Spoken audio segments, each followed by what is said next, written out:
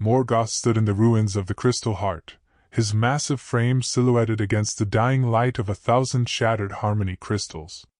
The Orc warlord's cybernetic eye scanned the battlefield, recording the final moments of elderly resistance for posterity. Around him, his warriors celebrated victory in traditional fashion, drinking fermented fungus beer, fighting over the choicest spoils, and arguing about which clan had shown the most courage. The air was thick with the smoke of burning biotechnology, and the metallic taste of spilled blood. Great Khan, War Chief Gorak approached with obvious satisfaction, his armor decorated with fresh kills. This city is ours. Resistance has collapsed throughout all sectors. Casualties? 43,000 dead, sir. 70,000 wounded. But the Knifers fought harder than expected. They took nearly 300,000 of us with them. Another species might have recoiled at such losses, but Morgoth merely nodded approvingly. A good death in battle was all any orc could ask for, and the ferocity of elderly resistance had provided that in abundance. Besides, victory was bringing new recruits daily. Orc clans that had initially refused his call were now eager to join what looked like a successful campaign. And their commander? Dead, sir. Fell in the final assault on this chamber. Went down fighting to the last breath. Morgoth felt a moment of genuine regret. He had wanted to meet this Valdris, to understand the mind behind such stubborn resistance. But perhaps it was better this way. Dying in battle was the only honorable end for a true warrior. Status of the remaining Knifear settlements? 7 crystal cities remain, sir. But our scouts report massive evacuations in progress. It appears they're consolidating all remaining forces around their capital, a place called Harmony's Heart in the deep forests.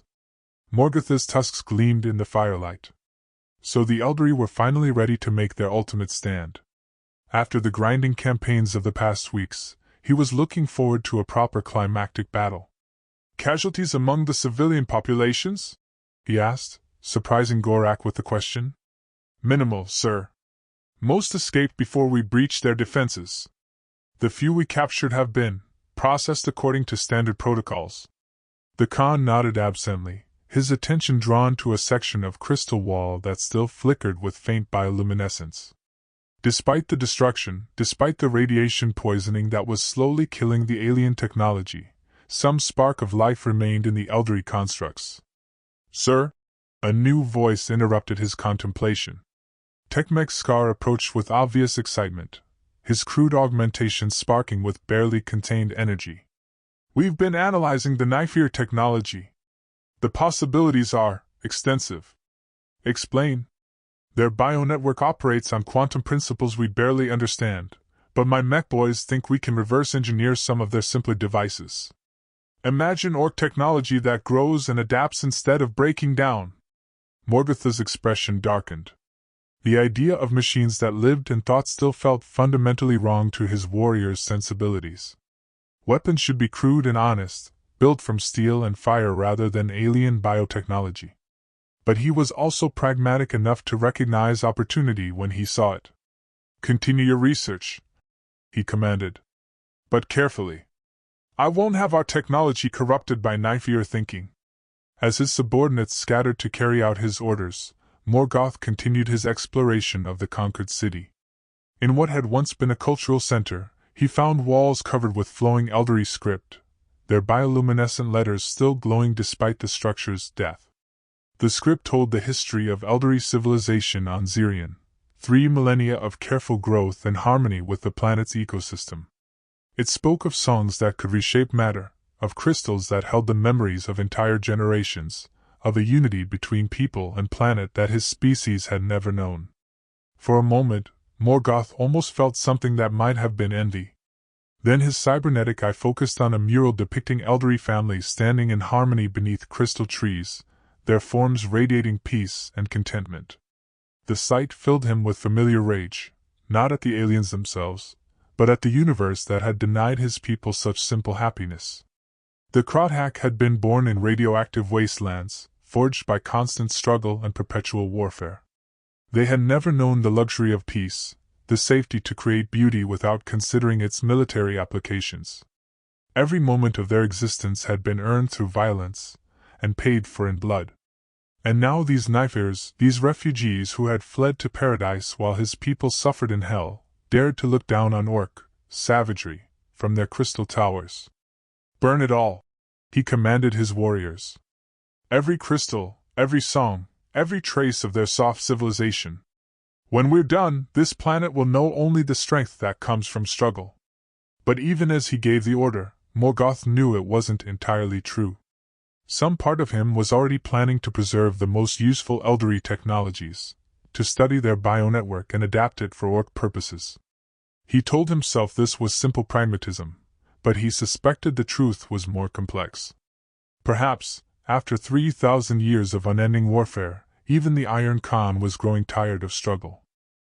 In the depths of Harmony's heart, the final gathering of elderly civilization prepared for their last stand. The capital city was a masterwork of bioarchitectural engineering, its structures grown from the massive crystal trees that formed the foundation of the planet's bionetwork. Here, if anywhere, they might find the strength to repel the Orc invasion. Commander Lyralii stood in the war chamber, surrounded by holographic displays showing the approaching enemy.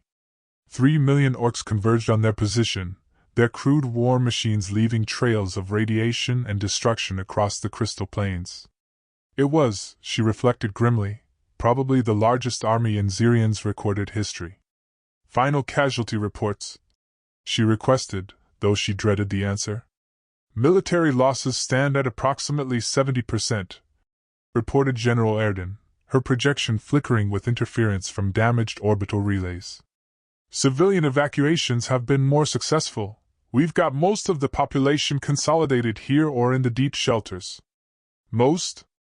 "Roughly 2 million souls, Commander. Out of the original 8 million who called this world home. 6 million people, dead or missing in the space of 3 weeks. An entire civilization reduced to a desperate remnant, all because an Orc warlord had decided their peace was an insult to his people's suffering." "Military options?" Lyralii asked, though she already knew the answer. "Limited," Erden replied with characteristic honesty. "We can fortify the approach routes, use the crystal trees as defensive positions, and hope our remaining bioweapons can thin their numbers significantly. But with our current force levels, we'll be overrun within days," Lyralii finished. "Hours, more likely." The chamber fell silent except for the harmonic resonance of the crystal walls. Through the bionetwork, Lyralii could feel the fear and desperation of her people as they prepared for what might be their final battle. Children who had never known anything but peace now huddled in shelters while their parents prepared to die for their freedom. "There is still the Deep Archive," Elder Loren said quietly. "The weapons of our ancestors could end this war in minutes." "At what cost?" asked Captain Sylvain.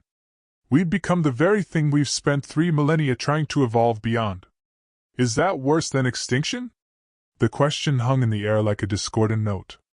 Everything the elderly had built, everything they believed in, came down to this moment.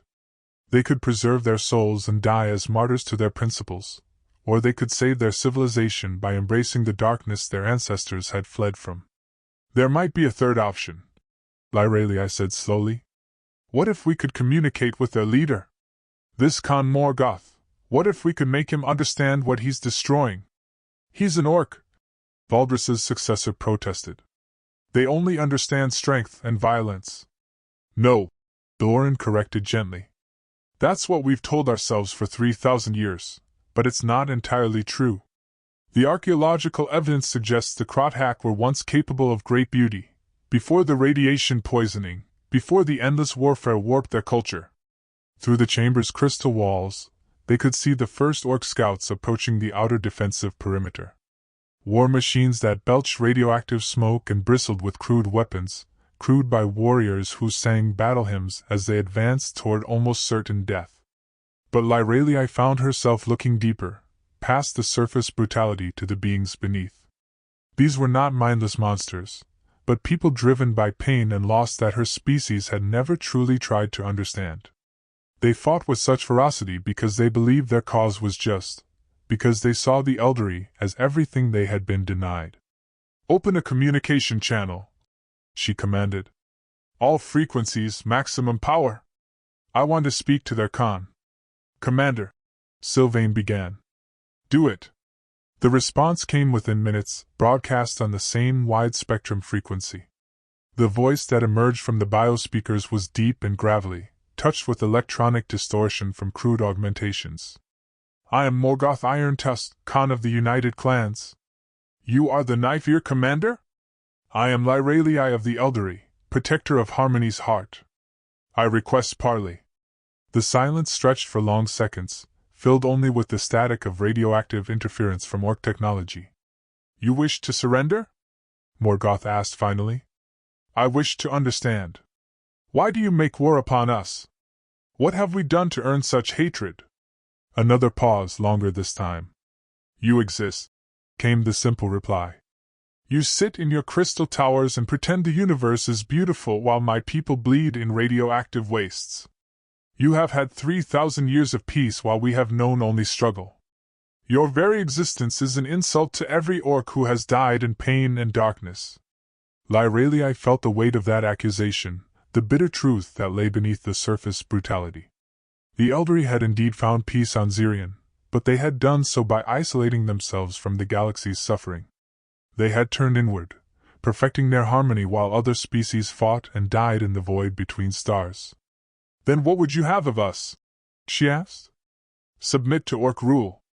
Accept that strength should govern, not weakness disguised as wisdom. Help us build a galaxy where survivors are rewarded and the weak are culled. And if we refuse? Then you die beautifully, as is fitting for a failed species. The communication channel closed with a burst of static, leaving the war chamber in stunned silence. Outside, the first artillery shells began falling on the outer defenses, their nuclear fire lighting up the crystal spires like deadly fireworks. The last song of the Eldery had begun. The battle for Harmony's Heart raged for 3 days and nights, turning the crystal city into a maze of shattered beauty and desperate courage. Lyralii fought from barricade to barricade, watching her people's last hope crumble under the relentless pressure of Orc assault. On the morning of the 4th day, she found herself in the ruins of the Memory Spire, surrounded by the last defenders of Eldery civilization. Through the crystal windows, she could see Orc war machines advancing through streets that had once rung with Harmony songs. The bionetwork was failing, its quantum connections disrupted by radiation poisoning, leaving the city's organic systems to die in confused silence. Commander, gasped Sergeant Mirine, her silver armor scorched black by plasma fire. The western wall has fallen. They are pouring through the breach in thousands. Lyralii looked around at her remaining forces, perhaps 200 soldiers out of the millions who had once called Zirion home. Behind them cowered the last civilians, including children whose eyes held questions she couldn't answer. How long? She asked. Hours at most. They're not even trying to minimize casualties anymore, just throwing bodies at our positions until we run out of ammunition. Through the bionetwork's failing connections, Lyralii could feel the agony of her dying world. Crystal trees withered as radiation sickness spread through their quantum matrices. Harmony crystals that had sung for millennia fell silent as their resonance frequencies were disrupted. An entire ecosystem, carefully cultivated over 3,000 years, was collapsing in real time. The Deep Archive, whispered Elder Loren, his ancient voice barely audible over the sounds of battle. It's time, child. We can't preserve our souls if we're all dead. Lyralii closed her eyes, feeling the weight of species survival pressing down upon her. In the vaults beneath the city lay weapons that could turn the tide of battle in seconds, devices that could unmake entire armies or reshape matter at the quantum level. Her ancestors had created those weapons during the wars that destroyed their empire, and they had sealed them away when they chose exile over dominion. Now she faced the same choice that had destroyed civilizations for millions of years: preserve your principles and die, or embrace power and live to become the monster you once fought. Commander! Captain Sylvain's voice carried a note of desperate hope. I'm detecting massive energy readings from the surface, but not from Orc positions. Something else is coming. Through the crystal walls, they could see ships descending from orbit, not the crude, angular vessels of Orc design, but something else entirely. Sleek silver forms that moved with impossible grace, their hulls rippling with energy patterns that seemed to bend space around them. Unknown vessels. Lyralii broadcast on all frequencies. Identify yourselves. The response came not through radio waves but directly through the failing bionetwork, a voice that seemed to speak from the quantum foam itself. We are the vanguard of the Eternal Circle. We have observed your conflict with interest. Elder Loren gasped, his crystalline staff clattering to the floor. The Circle, their legends. Myths from before the old empire. They are supposed to be. What we are is ancient beyond your comprehension. The voice interrupted. We have watched your species evolve, Eldery. We have seen you grow from warriors to gardeners, from conquerors to cultivators. You have disappointed us. Lyralii felt a chill that had nothing to do with the failing environmental systems. What do you want? To present you with a choice that will determine not just your survival, but your worthiness to continue existing. Your orc enemies represent one path, eternal struggle, endless conflict, strength through suffering. You represent another, harmony, peace, growth through cooperation. Through the crystal windows, they could see the orc advance slowing as the alien ships took position overhead. Morgatha's forces were deploying anti-aircraft weapons, but the silver vessels seemed to exist slightly outside normal space-time, their forms shifting and blurring whenever projectiles approached. Both paths have merit, the voice continued. Both have led to great civilizations and terrible failures. Today, you will choose which philosophy deserves to inherit this world. How? Lyralii asked, though she suspected she already knew the answer. Combat. Single champions from each species will face trial by the ancient laws. The victor's people claim Zirion. The loser's people face extinction. The chamber fell silent except for the distant sounds of battle as orc forces probed the perimeter defenses. Lyralii understood now why the aliens had intervened, not to save either species, but to witness the resolution of a philosophical conflict that had shaped galactic history for eons. And if we refuse? Then both species perish, and we seed this world with life more worthy of existence.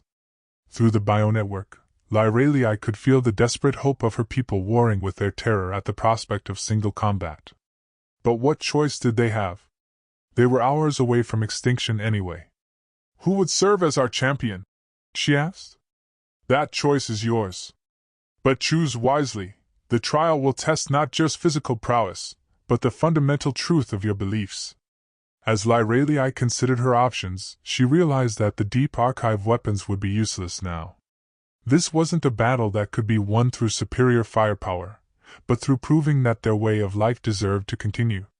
The last song of the Eldery would be sung not in harmony crystals, but in single combat that would determine the fate of worlds. The silver ships of the Eternal Circle created the arena on the crystal plains between the Orc army and Harmony's heart, their energy projectors reshaping reality itself into a perfect circle of neutral ground. The space existed slightly outside normal space-time, isolated from the radiation and violence that surrounded it. Khan Morgoth Irontusk stood at one edge of the arena, his massive frame augmented with the finest war gear his people could provide. Crude but effective power armor covered his radiation-scarred hide, while his weapons, a plasma cannon grafted to his left arm and a chainsword wreathed in disruptor fields, hummed with barely contained destruction. Across from him, Commander Lyralii prepared for what would likely be her final battle. She had chosen herself as champion not from ego, but from duty. If her people's way of life was to be judged, then their leader should bear the burden of proof. Her bioarmor responded to her emotional state, its living components adjusting their configuration for optimal combat performance. Between them, a figure that hurt to look at directly served as arbiter, a member of the Eternal Circle whose form seemed to exist in multiple dimensions simultaneously. The terms are simple, the entity announced, its voice reaching every mind on the battlefield. Single combat to the death. The survivor's species inherits this world. The loser's people face extinction. Morgoth flexed his cybernetic claws, the gesture sending sparks cascading from his augmented joints. Finally, a fair fight. No hiding behind crystal walls or pretty speeches. Just strength against strength. Is that what you think this is? Lyralia asked, checking the charge on her plasma rifle. A test of who can kill more efficiently? What else could it be? The strong survive, the weak perish. That's the only law that matters in this universe. The Arbiter's multidimensional form shifted, revealing glimpses of technologies and civilizations that predated both combatant species by millions of years. Begin, it commanded. Morgoth charged immediately, his massive form moving with surprising speed for something so bulky. His chainsword carved through the air where Lyralia had been standing, its disruptor field leaving a scar in reality itself. But she was no longer there, her bioarmor's camouflage systems rendering her nearly invisible as she rolled to a new position. Her return fire caught the Orc Khan in the shoulder, burning through his power armor to score the flesh beneath. Coward! Morgoth roared, swinging his weapon in wide arcs as he tried to track her movement. Fight me face to face! Why? Lyralia's voice seemed to come from everywhere at once as her bioarmor scattered her acoustic signature. So you can prove that brute force solves everything? Her next shot took him in the leg, sending the massive orc stumbling but not down. His plasma cannon responded, filling the air with nuclear fire that turned sand to glass and left radioactive craters in the arena floor. Around them, both armies watched in fascination and terror. The orc warriors cheered their Khan's aggression while the elderly observers noted their commander's tactical precision. Both sides saw their own values reflected in their champion's fighting style. You see? Morgoth continued his assault, his weapons leaving destruction in their wake. You hide, you strike from ambush, you refuse honest combat. This is why your species is weak. And you charge forward without thinking, waste ammunition on empty space, and let rage cloud your judgment. Lyralia replied, her bioarmor analyzing his attack patterns for weaknesses. This is why your people suffer. The battle continued for an hour, then two. Morgoth's raw power was impressive, but Lyralia's tactical superiority allowed her to avoid his most devastating attacks while slowly wearing him down. Her bioarmor adapted to his weapon's energy signatures, becoming increasingly resistant to damage, while his crude augmentations began to malfunction under sustained stress. But as the fight progressed, something unexpected began to happen. Through their combat, each champion began to understand their opponent in ways that words could never convey. Morgoth's rage wasn't mindless brutality. It was the focused fury of a being who had watched his people suffer while others prospered. Every swing of his chainsword carried the weight of 3,000 years of radioactive poisoning, of children born already dying, of a civilization forced to choose between violence and extinction. Lyralia's tactics weren't cowardice. They were the patient precision of a gardener who understood that some problems couldn't be solved through force. Her bioarmor's adaptations reflected millennia of harmony with natural systems, of learning to work with the universe rather than against it.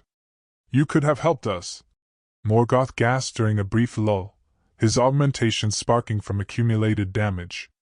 Your biotechnology could have healed the radiation poisoning, cleaned our lands. But you never even tried. You could have asked? Lyralia replied, though she felt the truth of his accusation like a physical blow. We isolated ourselves because we feared contamination, but we never considered that our isolation was itself a form of violence. The realization hit both champions simultaneously. They weren't fighting over resources or territory, but over two flawed approaches to existence. The orcs had embraced struggle but lost sight of beauty. The elderly had achieved harmony but forgotten their responsibility to others. As understanding dawned, their combat began to change. Morgoth's attacks became more precise, more thoughtful. Lyralia's tactics grew bolder, more direct. They were no longer trying to destroy each other, but to test the truth of their convictions against a worthy opponent. The battle's end came suddenly. Morgoth's chainsword finally connected, tearing through Lyralia's bioarmor to score her side. But in that same instant, her plasma rifle found its mark, burning through his power armor to reach the fusion core beneath. Both champions stood for a moment, mortally wounded but not yet dead, their eyes meeting across the arena floor. Draw? Morgoth suggested, his voice rattling through damaged vox casters. Draw. Lyralia agreed, feeling her bioarmor's medical systems failing to cope with her injuries. They fell together, their bodies hitting the arena floor at precisely the same instant. The Arbiter's multidimensional form shifted as it observed the two fallen champions, its ancient consciousness processing the implications of what it had witnessed. Around the arena, both armies waited in tense silence for judgment. Fascinating, the entity mused, its voice carrying across the battlefield. In 3 million years of observation, we have never seen combat evolve into understanding quite so clearly. Khan Morgoth struggled to his knees, his fusion core slowly poisoning him with radiation from within. Across from him, Commander Lyralia fought to remain conscious as her bioarmor systems shut down one by one. Neither champion would survive their wounds, but both had found something in their final battle that neither had expected: respect for their enemy's truth. The trial reveals a paradox, the Arbiter continued. Each champion has proven the validity of their opponent's philosophy through their own actions. The Orc embraced precision and thought. The Elf chose courage and directness. Neither species is complete without the other. Through the failing bionetwork, Lyralia felt the confusion and hope of her people. They had expected judgment, a clear winner to validate their way of life. Instead, they faced something more complex, the possibility that their survival required change. What does that mean for our peoples? She managed to whisper. It means, the Arbiter replied, that both species have a choice. Continue on your separate paths and face inevitable extinction, the Orcs through their own violence, the Elves through their own isolation. Or find a way to synthesize your strengths while discarding your weaknesses. Morgoth's cybernetic eye focused on the dying elf commander. You're saying we should work together? After 3 weeks of war? I'm saying that your war has already shown you the way. You fought to prove your strength, but found understanding. She fought to preserve her people, but learned responsibility to others. The question is whether your species can learn from their champion's example. The silence stretched across the battlefield as both armies considered the implications. 3 weeks of brutal warfare had reduced both civilizations to shadows of their former selves, but perhaps that destruction had cleared away the pride and isolation that had kept them apart. The bionetwork. Elder Thalarin's voice carried across the arena through failing quantum connections. If the Orcs would allow us to heal their lands, remove the radiation poisoning. And if the Knifers would teach us their technology, War Chief Gorak responded grudgingly. We could offer protection, military strength they obviously lack. No, Morgoth interrupted, his voice growing weaker as radiation sickness claimed him. Not servants and masters. Partners. Equals. Each bringing what the other needs. Lyralia smiled despite her pain. The crystal trees could grow in the scorched territories, given time and care. We could heal Zirian together, all of it, not just the parts we claimed for ourselves. The Arbiter's form began to fade as the trial reached its conclusion. Choose quickly. Both champions are dying, and with them the old ways that brought you to this point. What you build from the ashes will determine whether this world knows peace or poison for the next millennium. As the alien entity vanished, leaving both species to determine their own fate, a curious thing began to happen. Orc medics moved forward to tend to Lyralia's wounds, their crude augmentations surprisingly effective at stabilizing her condition. Elderly healers approached Morgoth, their bioscanners analyzing his radiation poisoning with clinical precision. Can you heal him? Asked Warchief Gorak, his scarred face showing genuine concern for his Khan's survival.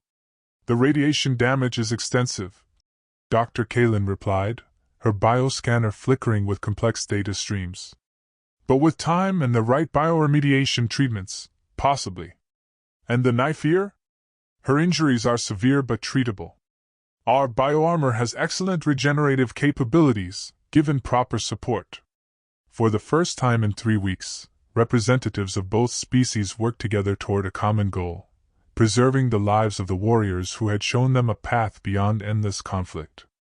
As medical teams from both sides labored to save their champions, the armies began the delicate process of standing down. Weapons were powered down, though not discarded. Defensive positions were maintained, but no longer actively manned. Both species had learned too much about the cost of war to trust easily, but they had also seen enough of its futility to try another way. The twin moons of Xerion hung in the amber sky like balanced scales, their crimson light falling equally on crystal spires and crude war machines. For the first time in 3 millennia, Orc and Elf stood on common ground, not as conquerors and conquered, but as two wounded people seeking a way to heal. The synthesis would not be easy. There would be setbacks, conflicts, moments when old prejudices threatened to reignite the war. But the foundation had been laid in the arena where understanding was born from combat, where the price of isolation was finally counted in full. 5 years after the Battle of Harmony's Heart, Xerion sang with a different voice. The crystal forests still grew in the Western Territories, but now their biomechanical matrices carried a new kind of harmony, one that incorporated the harsh but vital melodies of Orc industry alongside the classical compositions of Elderly culture. Commander Lyralii, her body rebuilt with a fusion of biotechnology and crude augmentations, stood on the observation deck of New Krotak City and marveled at what they had accomplished. The settlement was neither purely Orc nor purely Elf, but something entirely new, crystal spires rising from foundations of honest steel, living machines that combined organic growth with mechanical precision. Beside her, Khan Morgoth adjusted his new biomechanical arm, a marvel of elderly engineering that had replaced the radiation-poisoned original. The Orc leader's tusks had been capped with harmony crystals that helped him interface with the planet's bionetwork, allowing him to feel the ecosystem's health directly. The radiation levels in Sector 7 are down another 10%, he reported, his voice now carrying harmonic overtones from the crystal implants. Your tree singers say the soil should be clean enough for normal cultivation within another year. And the weapon foundries? Lyralii asked. Producing biomechanical hybrids that would have been impossible with either technology alone. Crude enough to work in high radiation environments, sophisticated enough to adapt to changing conditions. Below them, the city bustled with integrated activity. Orc workers, their radiation-scarred hides now protected by living biosuits, tended crystal gardens that grew weapons instead of flowers. Elderly technicians, their silver skin marked with ritual scars that showed their acceptance of struggle, calibrated fusion reactors that powered bionetwork nodes. It wasn't paradise. There were still conflicts, cultural misunderstandings, moments when old hatreds threatened to resurface. The integration of two such different species was proving to be the greatest challenge either civilization had ever faced. But it was working. Report from the orbital stations, announced Tecmec Kalin, her bio-augmented brain now capable of processing data streams that would have overwhelmed purely organic or mechanical systems. The refugee fleets from the Vega colonies have accepted our offer of sanctuary. They'll arrive within the month. The galaxy had taken notice of Xerion's transformation. Other worlds torn by ethnic conflict, other species struggling with the balance between strength and harmony, had begun to look toward this small planet as a potential model. The synthesis of Orc and Elf philosophies was spreading beyond their adopted world. Are we ready? Morgoth asked, though he already knew the answer. As ready as we'll ever be, Lyralii replied. The integration protocols are tested and proven. The bionetwork can handle the additional load. And we've learned something about hospitality that neither of our species knew before. Through the crystal windows, they could see the memorial that had been built on the site of their original battle. Two figures, Orc and Elf, stood back to back with weapons lowered, a reminder that strength and wisdom were not opposing forces but complementary aspects of survival. The inscription beneath was written in both languages, its meaning simple but profound. Through struggle we grow. Through understanding we endure. As the twin moons rose over New Krotak City, their crimson light fell on a world that had learned to sing a new song, one that honored both the harsh melodies of necessity and the gentle harmonies of hope. It was not the song either species had expected to sing, but it was honest, and it was theirs. In the end, perhaps that was enough. The crimson moons of Xerion continued their eternal dance, watching over a world where two peoples had learned that the greatest victories came not from defeating your enemies, but from understanding them well enough to make them your allies. And in the quantum harmonics that connected all living things on the planet, the bionetwork carried a new frequency, one that spoke of synthesis, of growth through diversity, of the truth that strength and beauty were not opposites, but partners in the endless dance of existence. The last song of the Elderly had become the first song of something entirely new, and in that transformation, both species had found a way to survive the universe's indifference by refusing to be indifferent to each other.